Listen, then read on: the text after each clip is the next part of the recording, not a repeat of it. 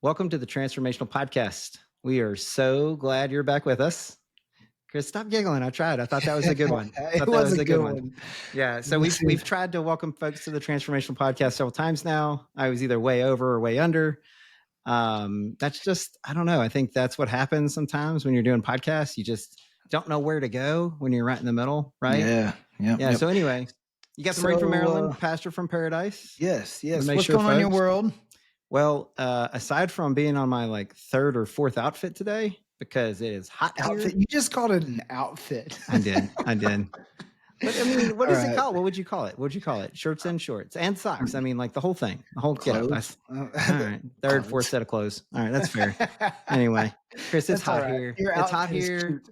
I'm working outside, doing things, whatever. Anyway, now this week, Chris, I went to Indianapolis. I went to Indy, and I have a pretty funny story to tell. I can't tell all the details of the story, but it doesn't really matter. This is the best part of the story. Doesn't need them. I'm there. I'm going to talk to a company, and I knew I was addressing the company. I knew I was addressing about 75-ish of their employees, somewhere between like technical engineers and program folks, logisticians, and then just your standard folks that work on the actual piece of equipment. Yeah. And as I was walking up, I asked the person who had invited me, I said, "Hey, I probably should have asked this before I got here. But how long do I have?" She's like 45 minutes. I'm like, okay. Huh. And I'm in my brain, I'm like, I probably should have prepared for this. Oh no. Yeah. I was thinking we were having like a Q&A, a talk. I didn't realize I was delivering some words and then doing a Q&A. Nice. So anyway, I managed to Timmy two-step my way out of that. Filled up the whole time, had a great interaction with the folks, but it was pretty funny when she said 45 minutes, and I don't know if my face showed it, but my brain was just like, oh no. Man, yeah, that's way more than I thought. I thought we were like 30 minutes at best. So anyway, it went pretty well. It was pretty funny. And then got back in the office and hit the ground running. Going to be on the road, hitting the ground running this week too. But on the road again. I know. Kind of slows down after that. On the road again. Yeah, actually, I don't participate. I'll tell you this though, Indy this week, gorgeous. I mean, gorgeous, great weather. It was perfect, not like it is outside. I mean, I went outside to have my Bible time this morning, and I was like, I think it's kind of hot. Happen to go to Gary, Indiana? No, I didn't. So what's going on with you? Yeah, there've been a lot of dad jokes today. A lot of dad jokes and music reference. I was gonna tell you a joke about a broken pencil, but it's pointless. So we just keep going. Oh my gosh. You're so ridiculous. But there's someone listening right now who thought that was hilarious. Good job. Well played. What are you talking about? You thought it was funny.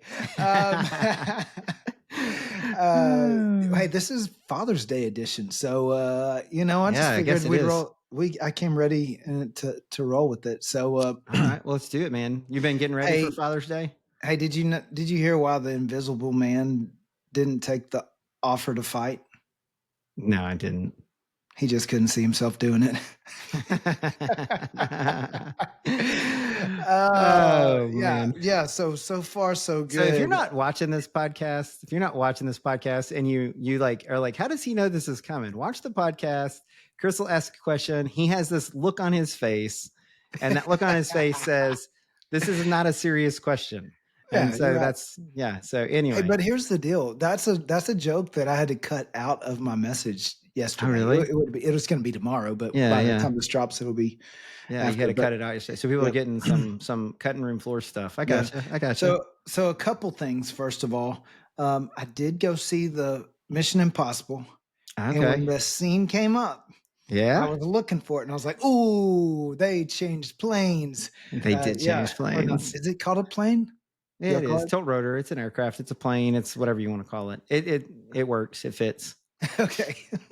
You call it a helicopter. You call it an airplane. You'd be right. It's one of a kind. It's a one of a. It's a one of a kind. It's a tilt rotor. It can do both. I'm just going to call it a tilt rotor. Very well then. Then nobody will know what I'm talking about. Yeah, I know. Yeah, no, it was cool, man. That was cool. We went and saw that yesterday for Julie's birthday. She turned 25 yesterday, so grateful, I'm glad you took her to a movie she would want to watch. That's great. Actually, that was her choice. Okay. Okay, good. I suggested other things. That's what she chose. So all right, fair enough. Good for me. Yeah, good on you. Yeah. Where are we going today? Where are we going? Well, hold on. I got to say one other thing. So, all right, go. I mowed the lawn today. I'm working on fixing some stuff in the garage. Yeah. And Julie's running to the store real quick, and all of a sudden this car starts backing in. I'm like, who is this? Well, Julie had ordered my Father's Day gift, and it was being delivered. There it is. And she wasn't there, and she wasn't able to surprise me with it. And the guy's like opens his deal, and I'm like, oh, I think I'm about to get surprised by my Father's Day gift. And sure enough, I'm so pumped. I got one of those Blackstone grills, man. What? Yeah, dude. That's very cool. Rocket. You'll find me on the back porch flipping the hibachi stuff. Yeah, so, you gotta ting, ting, actually, swirl around. I would cook everything out there. I love cooking. Yeah. So anyway, that's what's going on in my world. This past week, I think this is like fitting because this past week I was in Ephesians 6, and Ephesians 6:4 talks about fathers. All right. So I just want to look at that real quick and just talk about some stuff that as I thought through that passage and really kind of was wondering what does it actually mean. Sounds good. Dug in a little bit. So just a couple things. First of all, it says, fathers, do not provoke your children to anger by the way you treat them. Rather, bring them up with the discipline and instruction that comes from the Lord. Now, I'll pause here and say, it does say fathers. It's Greek word pater, which is fathers, but this is really an admonition not just for fathers, but in that day and age, fathers were the ultimate authority. Like the authority in the family, everybody bowed to his authority. And so he's addressing fathers because when he says don't provoke your children to anger, they were very harsh and very authoritarian, and everybody served them and served their needs, and really they're there to benefit them. And so in a way, he's kind of flipping the script on culture right here and going, whoa, fathers, instead of demanding your kids meet your needs and march to your orders, I want you to think of it a different way. Instead of, and I think he is addressing fathers here. I know that some versions, because I've seen it, have changed that to parents. But if you go Ephesians 6:1-3, it actually says honor your father and mother. So it's bringing them both there. I think because of the exact reason you just brought up, Chris, the idea that he was head of household. And therefore, if there was somebody that was going to provoke somebody to anger, it was probably going to be the father. Yeah. Well, the only reason I say what I say there is, like, there's some families that there's moms raising kids and not a father, and so I think that the idea is that there is a way of raising the kid that aligns with God's truth. So yes, this is directed specifically to fathers, but it's really a principle for how to raise the next generation that we should look at. No, you're consider. Right. It was at the time written for, and I think it's important to what you said. It was written for the person who was running the head of the household, right? Which is the father at the time. The principle is head of household. This is kind of talking to you. Don't provoke your children. So to your point, there are going to be folks who don't have head of household whose father, it may be mother, grandmother, grandfather, some other kind of situation, right? It's head of household. Don't provoke your children to anger. And it says, by the way you treat them. And I think that's kind of, that's salient. So yeah, it was that's a good nuanced point. You want to know what it meant at the time and then how to apply it now. Yeah. Now there's one other place he uses this concept of don't provoke your Where's that? Kid. It's over in Colossians 3:21. All right. He says, fathers, do not aggravate your children. Yeah. Or they will become discouraged. And so really the point is, hey, it's not, don't provoke them to anger. In other words, anger that will keep them from growing and learning and maturing, because if you look over here in Colossians 3:21, I'm there. it will just, they'll become discouraged. Yeah, that's interesting. It says, don't anger them by the way you treat them. Bring them up in discipline and instruction. And this one says, don't aggravate your children or they become discouraged. And I think the two actually interplay quite nicely. Yeah, they do. And so I thought it was interesting because another word there for discouraged or disheartened or lose spirit. Yeah. In other words, it'll break their spirit. Yeah. And so how does that look? What does that look like? Well, it's always being critical, always like they can't do anything right. And Robert, I have to be careful with this personally because one of the things that I realized as I was trying to coach my kids, I'm sorry, I'm laughing. Right? I'm laughing because I'm like chief guilty. Keep going. Oh man, this is tough because I can always find something that they can do better. I can always be like, for example, case in point. So the boys helped me mow the lawn today. Oh, okay. Did we do better? We did so much better. But if you remember last time I was like, oh my gosh. Yeah. This is like, did you mow it? Bro, did you blindfolded? Like, what were you trying to do it backwards? Like, were you what walking? Are we doing here? Like, how did we get here? This time we get done and I'm able to look back and I purposely brought him up and said, man, this is so much better. But just between you and I had a moment when I walked and I was like, these lines are not straight. Like I could. Now he mowed it all this time. But I was going to say the grass was mowed, which is yes, it was all mowed. Yep. But I could have. Yeah. Been like, I mean, that was good, but come look. Yeah. Look, the lines aren't straight. Why aren't they straight? Like I could have focused on the part that he didn't get fully there yet. Or I can focus on the fact that, man, you did better. You took a step. Way to go. And so that's what I chose to focus on. I want to say that probably because I spent time in the Word this week talking about this, I didn't. Like it was like a reminder of, hey, dude, because I'd already had one moment where I'd kind of gotten on to him because I'd asked him to do something and he opted to do his own thing. And I was like, come on, man, like now I'm having to stop what I'm doing. And like, can we just get on the same page? Right. I'd already kind of pressed pretty hard. And so now is my opportunity to encourage. And really the thing is this happens just even in sports. One of the things I had to realize is that it's hard when my boys got to a certain age to coach them myself because they don't hear coach, they hear dad. And they don't hear correction, they hear criticism. Mm. And so I have to figure out how do I correct with encouragement and how do I guide? Because then and that's why it goes on and says, rather bring them up, which the word bring them up is a word for nourish them. Which a lot of times we think more of moms being nourishing, right? But it is the idea of to look after and care for a child. So he's talking to dads here, which I think is important because I think a lot of times we think that it's our job to put off the nourishing side of it to mom, and we're the hard, we're the heavy and mom's the loving. No, he's actually saying no, nourish them.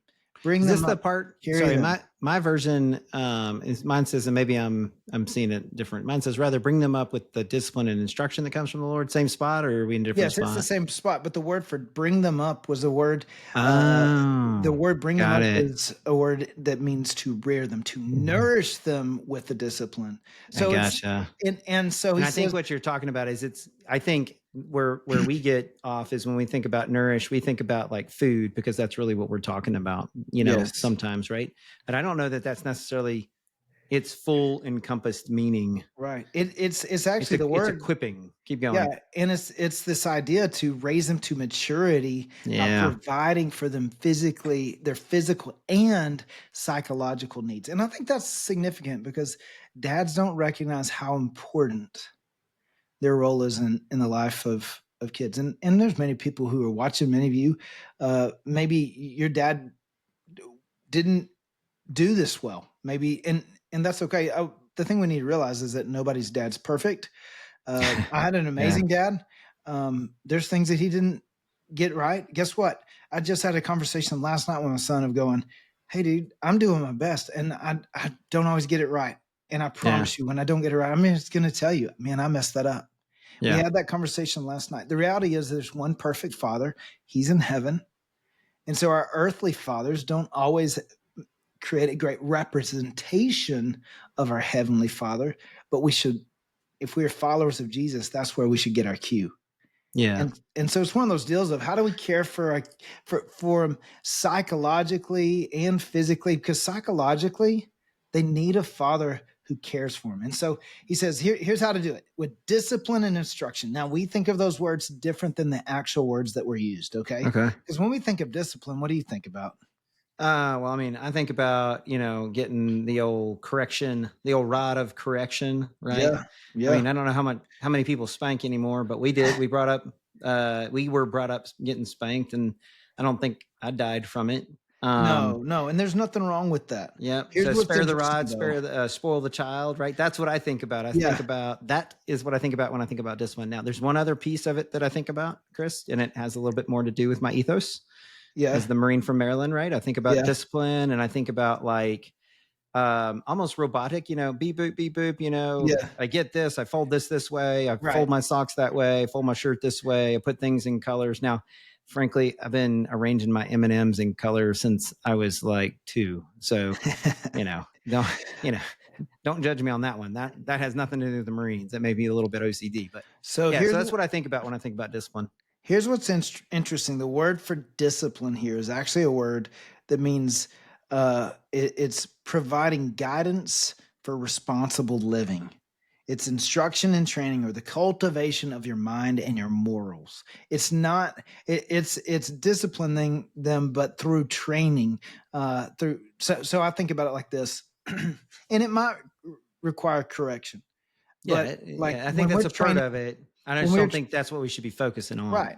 Well, when we train our dog, one of the things our dog trainer taught us, we always had these dog treats with us, and we put a training collar on them that gave pressure when we hit the button. Mm-hmm. But the goal was to not have to train them with the button, but to encourage them with reward, with positive enforcement. And so, here, come do this. Oh, you did it. Here you go. Way to go. Yeah. Right. And it was positive encouragement and positive reinforcement. What it does is actually they tell us that it builds the dog's confidence. It builds and it's amazing. Like it's a different way of training than just yanking them up and making, like, we've done it both ways. But the reality is that it changes the dog's the comfort. It's not, it's not edgy, nervous, edgy. It's very calm. Yeah. And why? Because he knows that it's been encouraged. Well, the same thing I see with ourselves. And here's the thing: that's the way God disciplines us. Yes. Like he celebrates when we're doing things. He gives us the peace and the joy when we're walking in his ways. Like, that comes from God. Like, that's the blessing that comes from God. It's the life everlasting when we stop. Now, when we step out of line, a lot of times there is correction, but Hebrews 12 tells us that God corrects us because he loves us. Because he loves us. Yeah. Right. That it's out of a father's love. And I'm thinking about it like this, like, why do you correct your kid that you told, hey, don't get in the road, and you look up and he's in the road? Why do you go out and correct him? Well, because you don't want him to die. Right. It's not unloving, right? And it sounds, that's real. Like, that happens. Yeah. Hey, the one thing that I think is interesting as we kind of walk through this is, like, so I just today was working on plugging a tire. All right. Went out and plugged a tire. I got a screw in one of my tires. Chris, I've been carrying around an air tank for 2 weeks now. I've been carrying around a charged air tank because I haven't had a time to fix my tire yet. And so I go There's out. There's a sermon illustration in this by itself. Go ahead. I may be using this one day. Go ahead. Please do. So anyway, Chris, I decided today was the day I'm going to fix the tire. And I was like, you know what? Josh is laying around. He's got the lazy Saturdays. That's fine. And I was like, hey, bud, I was like, get shoes on. We're going to go learn how to plug a tire. I was like, I said, it's a lifelong lesson. You'll thank me later. And it's hot outside. And you think he really wanted to come outside and learn how to plug a tire? Probably not really. Yeah. Well, is he sort of interested? Yeah, a little bit interested. But we went out there and I got him to like help me get the lug nuts off, help him get the hole. We got the screw out. We cleaned the hole out with a little abrasive thing. We stuck the little tar rope down in. We pulled it out. I had him shave it off clean. And I was like, dude, killed it. You're awesome. Blah, blah, blah. And then I was like, you know what we need to do while we're here? Let's rotate these tires. And so I had him look up online, like how to rotate tires. And so we rotated tires. I had him do most of the work where he could, as far as like the lug nuts and stuff like that. Well, I was going to the other one because frankly, it makes my life easier. And as he's doing this, he is getting a life lesson. It's hard. It's hot. He doesn't necessarily want to be there. He is 100% learning a tool in his tool bag for his future that probably his friends aren't getting. Like nobody his age has learned how to rotate tires and plug a tire. Right. And he may not remember how to do that 5 years from now, but he'll remember that he did do it. He'll remember that he did do it. And therefore he will have the confidence that if he needed to do something, he could probably figure it out. And I think the Lord does the same thing with us. Right. Yeah. I think the Lord takes us through things that are a little bit harder, a little bit more stretching, puts us in situations where we have to learn, where we have to lean on him, where we have to like get into the word, stay on prayer, really just listen to others, seek others learning, maybe read, something there like you were doing this week, apply it to a situation. And I think he's doing that so that when the rubber meets the road, when it gets really hard, we can look back and go, I didn't do this exactly, but I've done something like this before. And now I have and you said it earlier with the dog, I have the confidence. I have the confidence that the Lord prepared me with it, and he's going to walk with me through it. Yeah. So, I think it's very similar in that way. And I think you talked about earlier about correction over criticism. Yeah. And I think sometimes we can hear a criticizing voice, and I would encourage you to realize that correction from the Father calls us up and out. Criticism, which is like Satan beats us down and in. Yeah. So if you feel criticism, that's not the Father. Yeah. The Father's going to correct you up and out. Hey, get up out of that. What do you get up out? Get up out. Yeah, anyway, he says, that's not who you are. Stop. Yeah, that's not who you are. What are you doing? Get up and out. That's right. It's totally different. Yeah. All right. So there's discipline, which is just this training. But then the second part of instruction was cautionary advice, especially in regards to danger. Oh, dude. Real quick, I got one. Go for it. That's what I love about it, because when I see instruction, I just think, I just have to teach them.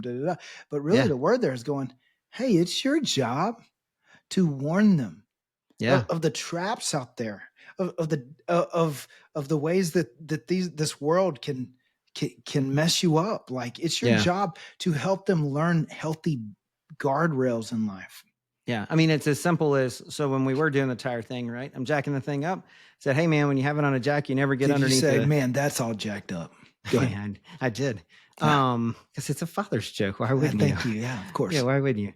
I said, hey, you don't get under a vehicle where the truck's jacked up on a jack. You never know when the jack might fail. So, hey, that's a cautionary tale, right? Another cautionary tale. And I think you've talked about this when you took one of your kids out, is like, hey, if you're in a situation and this happens to you, or this presents itself right now, what's your plan? What are you going to do? Let me help you put some tools in the tool bag on how you're going to react. Not in the moment you're having to create it out, but like, let's talk about it now. And I think the scripture does that for us. Mm-hmm. When we read scripture, it gives us like how we are to react when the moments hit us, so that when the moments hit us, we have an idea of how we are to react. Yeah. I think it's very similar. Yeah. Anyway, sorry. I was laughing because you're like, cautionary tale. It like struck me. Yeah. Hey kid, don't get under the truck when it's on a jack. Yeah. Hey, you know why a car can't go anywhere when you take two wheels off? You're going to tell me. It's too tired. Okay, dude, that was funny. All right, well played. All right, keep going. All right, so you've got this cautionary, like, that comes from the Lord, right? So it's not just life lessons; it's spiritual lessons, and this hits different right now because we're in a spiritual warfare series at Grace. Okay, you can check that out, gf.church. If you, it's in the show notes. Yep. Yeah, it's been great. But it's understanding that, like, there's a there's a battle for your life going on. There's a battle. There's an enemy who wants to destroy you. John 10:10 says the enemy comes to steal, kill, and destroy. That's what he wants to do to your life. Like, and then 1 Peter 5:8, stay alert. The enemy, watch out. The enemy prowls around like a roaring lion, looking for someone to devour. And so resist him, standing firm in your faith. Ephesians 6:10, goes on to say, hey, we are not fighting. Be strong in the Lord, mighty his power, put on all of God's armor so that you'll be able to stand firm against the strategies of the devil. For we are not fighting against flesh and blood enemies, but against evil rulers and authorities of the unseen world, against mighty powers in the dark world, and against evil spirits in the heavenly places. Here's what I want my boys to know. Yeah. Is that God has an amazing plan for your life, but there's a real enemy that wants to keep you from it. Yeah. And so that's like cautionary deal. So I was thinking, all right, so what is the basic training? Like, what, as a dad, what's the most important thing? I've taught my sons how to hit a ball, how to throw a ball, how to shoot a ball, how to, catch a ball. Like, I've taught them like how to shoot a deer, how to shoot a gun, how to change it. Like, I've taught them things, but then on the spiritual side, like, that's far more important. It is way more important. So what's the basic training for me? And so I just wrote down kind of in a way, 3 things, right? Because if we get too many, like, now they got a lot of subtext to it, but no, seriously, because I'm a pastor and that's what we do. We say we have 3 points, and we really have 17. But anyway, not true. I saw a Josh McDowell book this week. I was browsing in a library trying to get another one. It was like 17 points for leadership, 14 points for communication, and I was like, all right, you already lost me on that. So anyway, you got 3 points. 3 points with a lot of sub points. All right, anyway, go ahead. The first one was simply love Jesus and love his church. Like, if I don't teach my kids to do anything else than this, then I've succeeded. Amen. Because love Jesus and to love his church. What's that look like, Chris? Let's just high level. What does that look like? It's me showing how to love Jesus and love his church. Yeah, that's what I'm talking about. I mean, at the end of the day, like, there's other disciplines, there's other things that, but really I put the disciplines under the next point. Yeah. Because if some things are better caught than taught. If I don't truly love Jesus, if I don't truly love his church, they're not going to buy what I'm trying to sell. That's right. But if I truly love Jesus and I truly love his church, I believe it's infectious. They'll see it. They'll see it, and they'll experience it. It will overflow. And they'll want to love him too, and they'll want to love his church too. I don't think you can truly love Jesus with all your heart, mind, soul, and strength without loving his church. I don't think that those 2 things go together. It'd be like you come into my house and say, "Man, I really like you, but I don't want to hang out with your wife." I'd be like, "Sorry, bro, you can't stay. It's time to go." Yeah, sorry. Turn around. You can leave through the same door you came in. Right? It's just like one of those things of going, look, you don't get to not like my wife. Well, the church is Christ's bride. Yeah. You can't love Jesus with all your heart, mind, and soul without loving his church. And so I say that because a lot of people, well, the church hurt me. The church did not hurt you. People hurt you. People who poorly represented Jesus hurt you. And the enemies people are in church, and the church is a home for broken people. Yes. And you need love as much as they need love. And so that's that grace piece. And we just have to kind of like share some grace. There are folks that rub you wrong, and it is okay to put separation. You don't have to be besties, but you don't want to you cannot say, I don't like them, or I'm bad, I hate their way, because that is not Christ-like. Hey, I love them. They're a little bit, they're just, what would I talk to them about if I ever hung out with them? I just sit there and stare at them. So that's fine.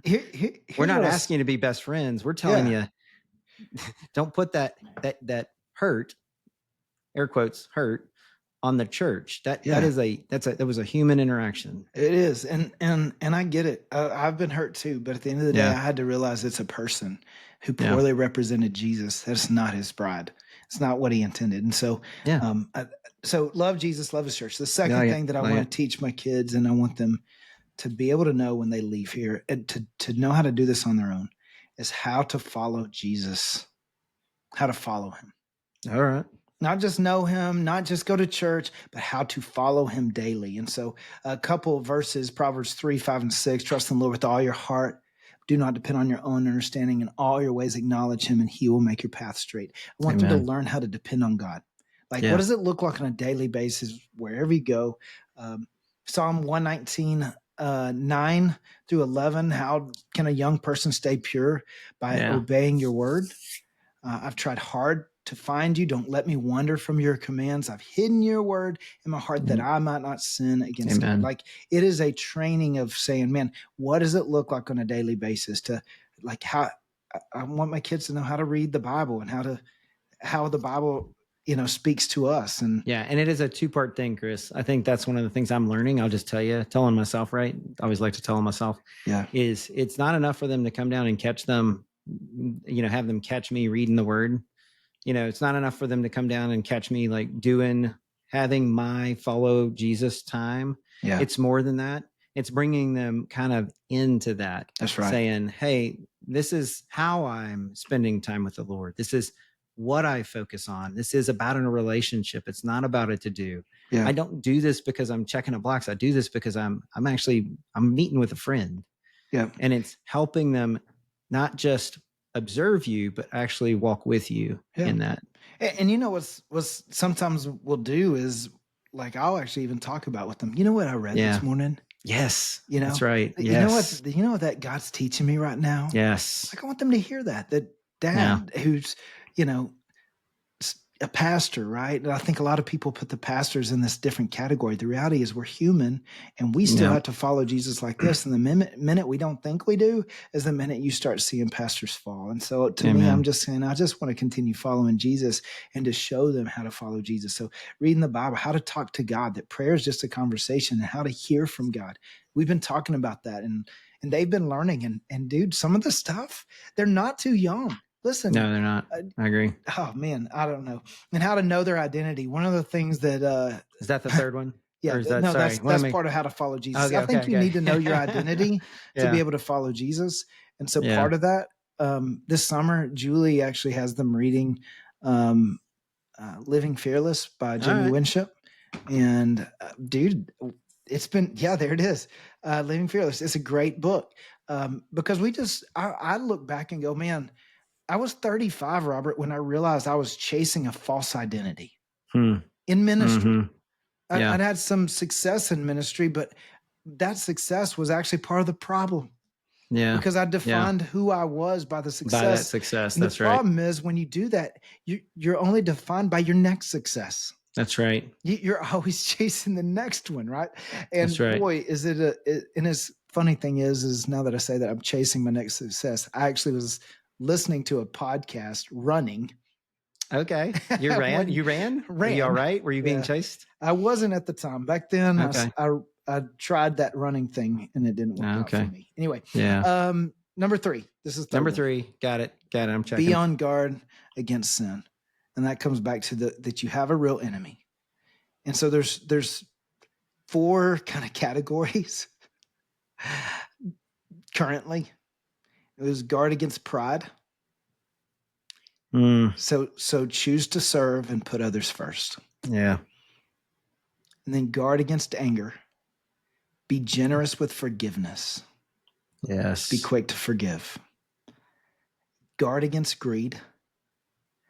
Yep. Live a grateful life and be generous. When you stop being grateful, you stop being generous, you'll be greedy. Guard against immorality. And I just put flee, don't flirt. It's one of the one sins that Jesus said, hey, run. Right? It's flee, don't flirt. Flee, don't flirt. It's that's an old student ministry saying that I carry with me, but flee, don't flirt. Run from it. Yeah. Don't play with it. Don't give it time. Don't give an opportunity in your life. And part of that, I think of Job when he said, I made a covenant with my eyes not to look lustfully on a woman. Yeah. Right. And I think the reason sorry, keep going. Sorry. But I just think that's where it started with David and his downfall with Bathsheba, right? He lingered too long. I'm only smiling and I'm only laughing. That's where you're going. Literally where I was going. Yeah. And you know why I was going there? Yeah, go ahead. But you know why I was going there? And I wrote this in my journal this morning. And I was reading about basically, so he didn't flirt. I mean, he didn't flee, he flirted. Okay. And then he had Bathsheba, and then he went through actually murdering Bathsheba's husband. And then, he kind of goes through that. Well, then Absalom happens, right? Yeah. And he doesn't do that, right? And he doesn't father Absalom well, which turns into a disaster. The total disaster, right? So now the nation of Israel, this is what I'm reading this morning. The nation of Israel is having this giant clash. 20,000 Israelites kill each other. Okay. Yeah. So 20,000 Israelites dead. And what from? It was because he didn't flee. He flirted. It's literally, It goes straight back to Bathsheba. You see the carnage and the wreckage that's happening in Israel, and it's all because of that. And one of the things I wrote is, sometimes it does help me to flee if I just think about the carnage of flirting. Yep. The carnage of flirting. And so, I think that's why Jesus says, flee, don't flirt. And I think it's a great, I guess you say mantra or whatever you want to say. But yes, that's phenomenal advice. Because we're human. Yeah. And sometimes I don't care who you are. You're like, I don't know. No, run, carnage. So carnage. So then I'm thinking about this. So on all these other areas, I teach my sons how to play basketball, how to play baseball, how to play football, how to play golf, like all these things. Why? Because I want them to enjoy that, right? Yeah. Why do we do this? Because I truly believe what Jesus said on the other half of John 10:10. The enemy comes to steal, kill, and destroy. He says, I've come that they may have life and have it to his fullest.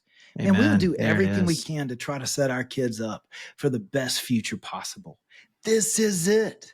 This is the best future possible. So I want them to love Jesus and to love his church. I want them to follow Jesus on a daily basis and let him guide their lives. And I want them to be on guard against sin. Why? Because I truly believe that if they will, that they'll experience God in a way that is far greater than they'll find anywhere else. And I want what's best for them. And here's what's great is that's what God wants for us too.